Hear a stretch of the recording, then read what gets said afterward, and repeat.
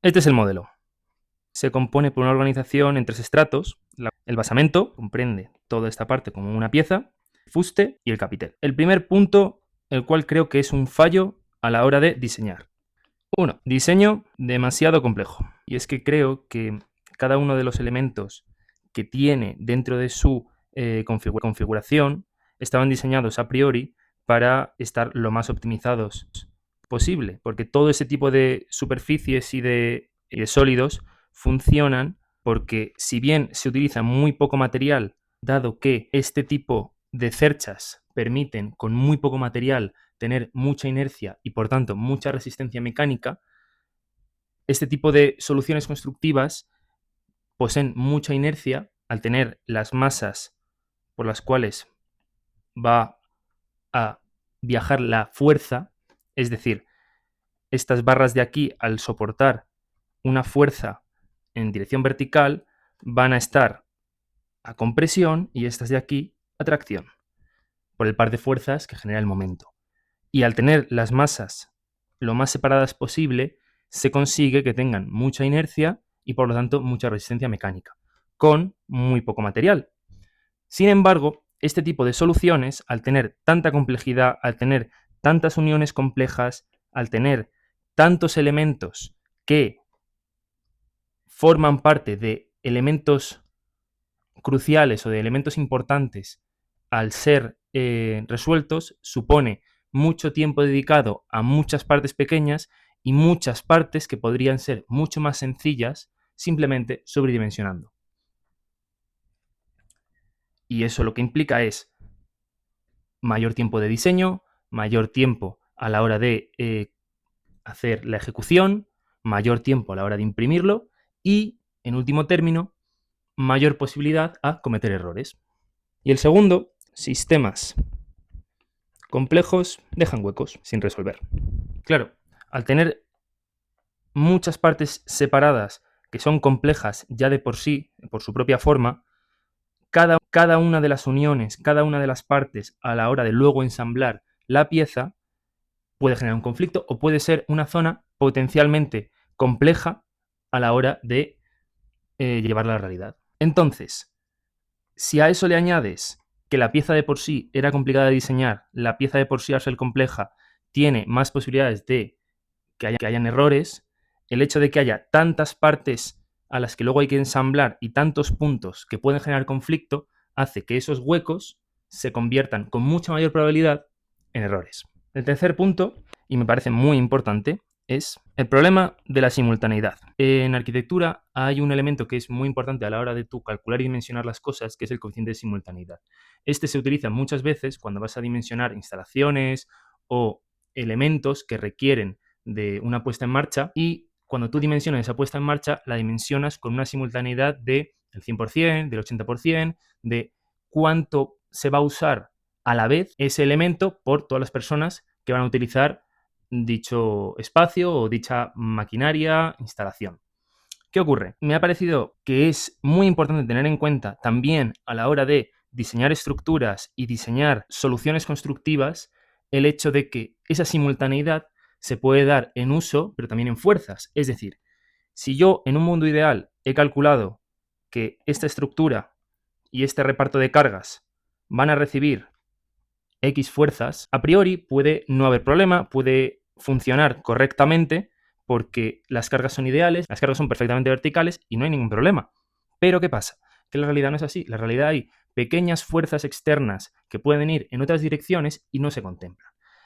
¿Qué quiere decir esto? Que si tú no sobredimensionas y tienes en cuenta esas pequeñas fuerzas que puedan variar respecto a la fuerza que tú quieres resolver, bien sea en otras direcciones, esos pequeños elementos pueden llegar a juntarse y hacerse de manera simultánea. Todas esas se puede llegar a estresar en todas las maneras posibles la pieza que tú has diseñado y lo partes y lo rompes. ¿Y dónde se rompe? En el punto más débil. ¿Y cuál es el punto más débil?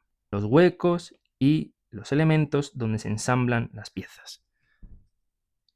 Que si tú no tienes en cuenta que los puntos más débiles son los que más van a sufrir las cargas y donde más van a sufrir los estreses de la estructura y esa misma estructura no está debidamente sobredimensionada para soportar esas pequeñas cargas, pero que en un momento dado se pueden producir todas al mismo tiempo, lo que pasa es que la estructura que a priori funciona, de repente deja de funcionar.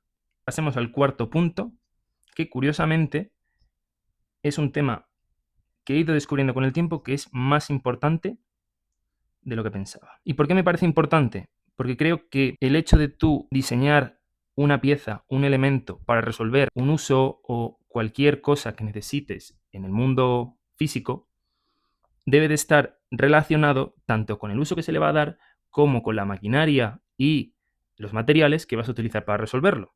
Esto es como si utilizas colores negros para un edificio que está en primera línea de playa. A la hora de resolver problemas y de adecuarse al entorno, va a ser mucho más difícil que no si lo haces de color blanco, porque va a absorber mucho más calor, porque van a tener otros condicionantes que a priori podrías resolverlo simplemente con elementos pasivos. Y en este caso me fijé en que era un problema importante a la hora de yo querer hacer toda la pieza con impresión 3D. Cuando el hecho de hacer la pieza en impresión 3D me hacía y me hace que al ser una pieza relativamente grande tuviera que compartimentar cada una de las piezas para luego ensamblarlas, y esos propios puntos de ensamblaje son los que más problemas me han generado, cuando yo lo que podría haber hecho en su momento era resolver teniendo este margen de maniobra que era el inicial,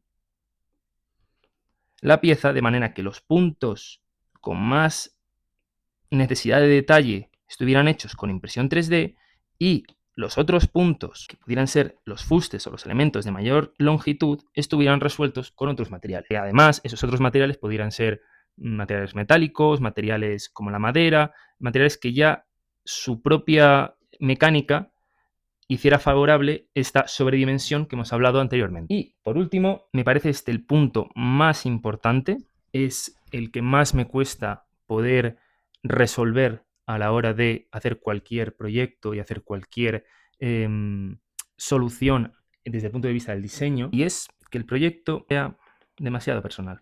Claro, este proyecto estaba hecho para mi novia. Era una pieza que iba a estar en su casa, que iba a utilizarla prácticamente todos los días porque era para alojar sus plantas y que eran, por así decirlo, el primer regalo grande que le iba a hacer hecho exclusivamente por mí y con diseño mío. Si bien por un lado hacer que el proyecto fuera lo más complejo posible, lo más detallado posible, intentando siempre desarrollar al máximo mi capacidad creativa, el hecho de desarrollar al máximo esa capacidad hizo que perdiera el foco en otras partes importantes como son el uso, los márgenes de maniobra, la falta o la necesidad de adecuación al uso que se le va a dar y, en último término, el tiempo de ejecución. Al final el proyecto puede quedar bonito, el proyecto puede ser atractivo, pero si el proyecto no se resuelve al completo todas sus soluciones. Al ser demasiado complejo, esos conflictos aparecen o crean unos nuevos que tú no puedes ver a simple vista. Si además esa complejidad hace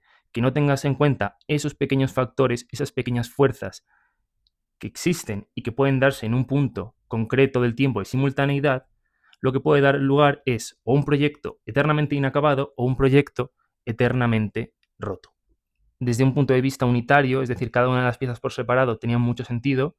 El problema es cuando se unían, los puntos de unión en sí generaban muchos conflictos, pero las piezas en sí eran muy resistentes, eran perfectamente funcionales, pero el hecho de hacer una cosa más compleja no quiere decir necesariamente que cada una de las partes sea compleja, sino que en conjunto esté hecha esta sucesión de elementos simples de manera correcta y, por tanto, el proyecto será complejo y el proyecto estará adecuado al uso que se le vaya a dar.